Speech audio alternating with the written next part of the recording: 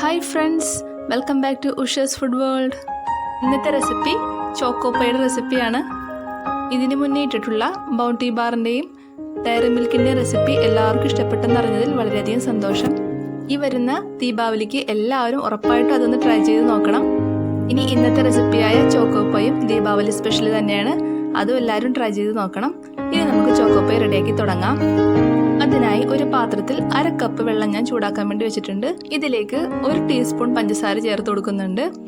വെള്ളം നന്നായി തിളച്ചതിന് ശേഷം ഫ്ലെയിം ഓഫ് ചെയ്യണം. അതിനുശേഷം 1/2 ടീസ്പൂൺ ഇൻസ്റ്റന്റ് കോഫി പൗഡർ ചേർത്ത് കൊടുക്കാം. കോഫി പൗഡർ നന്നായി മിക്സ് ചെയ്തതിന് ശേഷം ഇതൊന്ന് തണുക്കാൻ വേണ്ടി വെക്കണം. ഇതൊന്ന് തണുക്കുമ്പോഴേക്കും നമുക്ക് ക്രീം റെഡിയാക്കി എടുക്കണം. ഇതിനു വേണ്ടി 100 ഗ്രാം ബട്ടറാണ് എടുത്തിട്ടുള്ളത്. ഇത് ഇപ്പോൾ റൂം ടെമ്പറേച്ചറിലുള്ള ബട്ടറാണ്. ഒരു എഗ്ഗ് ബീറ്ററോ ഫോർക്കോ ഉപയോഗിച്ച് ബട്ടർ നന്നായി മിക്സ് ചെയ്ത് ഒരു ക്രീം പരുവത്തിലാക്കി എടുക്കണം. ഏകദേശം ഇതാണ് അതിൻ്റെ പരുവം. ഇനി ഇതിലേക്ക് പൊടിച്ച പഞ്ചസാര മിക്സ് ചെയ്ത് കൊടുക്കാം. 3 ടേബിൾ സ്പൂൺ പൊടിച്ച പഞ്ചസാരയാണ് ഇതിലേക്ക് ചേർത്ത് കൊടുക്കുന്നത്.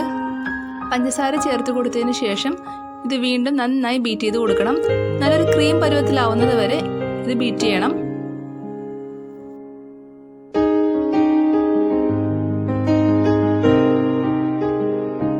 ഇപ്പോൾ ഏകദേശം ആ പരുവത്തിലായിട്ടുണ്ട്.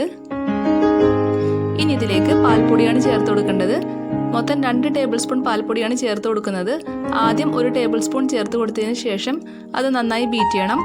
പിന്നെ അടുത്ത 1 ടേബിൾ സ്പൂണും കൂടി ചേർത്ത് കൊടുക്കണം.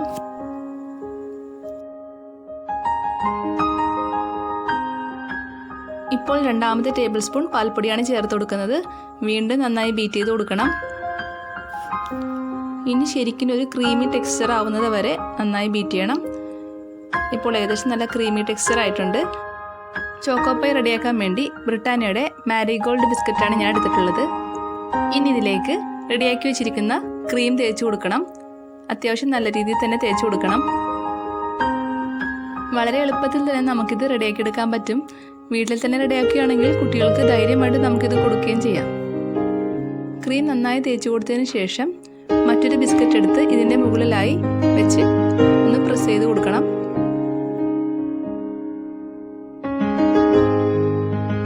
ബാക്കിയുള്ള ബിസ്ക്കറ്റുകളിലും ഈ രീതിയിൽ നമുക്ക് ക്രീം തേച്ച് റെഡിയാക്കി എടുക്കണം.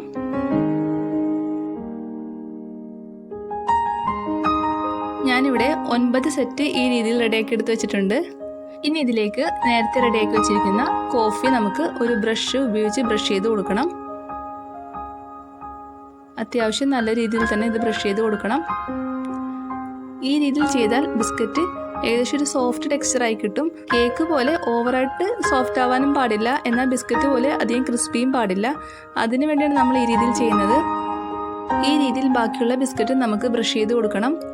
അതിനുശേഷം ഇതൊരു 1/2 മണിക്കൂറോളം നമുക്ക് ഒന്ന് ഫ്രിഡ്ജിൽ റെസ്റ്റ് ചെയ്യാൻ വേണ്ടി വെക്കണം. ഇനി ഇതിലേക്ക് വേണ്ട കോട്ടിങ് റെഡിയാക്കി എടുക്കാം. അതിനായി ഒരു പാത്രത്തിൽ വെള്ളം തിളപ്പിച്ചതിന് ശേഷം മറ്റൊരു പാത്രം അതിൻ്റെ മുകളിൽ വെച്ച് ഇതിലേക്ക് 100 ഗ്രാം ബട്ടർ ഇട്ട് വെക്കണം. ഈ സമയം ഫ്ലെയിം ഓഫ് ചെയ്തേക്കണം. ബട്ടർ തനിയെ മെൽറ്റ് ആയിക്കോളും. ഇനി ഇതിലേക്ക് വേണ്ടി കുറച്ച് പൊടികൾ അരിച്ചെടുക്കണം. അതിനായി അരിപ്പയിലേക്ക് 1/2 കപ്പ് പൊടിച്ച പഞ്ചസാരയും 1/4 കപ്പ് കൊക്കോ പൗഡറും 1/4 കപ്പ് പാൽപ്പൊടിയും ഇട്ടിട്ടുണ്ട്. ഇത് 3ഉം കൂടി നന്നായി അരിച്ചെടുക്കണം. ഇത് 3ഉം അരിച്ചെടുത്തിട്ടുണ്ട്. ഈ സമയം കൊണ്ട് നമ്മുടെ ബട്ടർ മെൽറ്റ് ആയിട്ടുണ്ടാവും. ബട്ടർ ഇനി പൊടികളിലേക്ക് മിക്സ് ചെയ്ത് കൊടുക്കണം. പ്രത്യേകം ശ്രദ്ധിക്കേണ്ട കാര്യം, ബട്ടറിന് ചെറു ചൂടേ പാടുള്ളൂ, ചൂട് കൂടാൻ പാടില്ല. ചൂട് കൂടിയാൽ ടെക്സ്ചർ മാറിപ്പോകും. കുറച്ചായിട്ട് മിക്സ് ചെയ്ത് കൊടുക്കണം.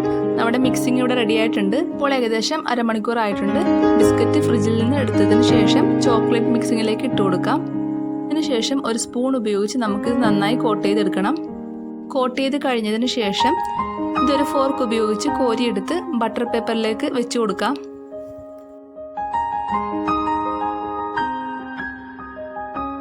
ഈ രീതിയിൽ എല്ലാ ബിസ്ക്കറ്റും നമുക്ക് ചെയ്തെടുക്കണം.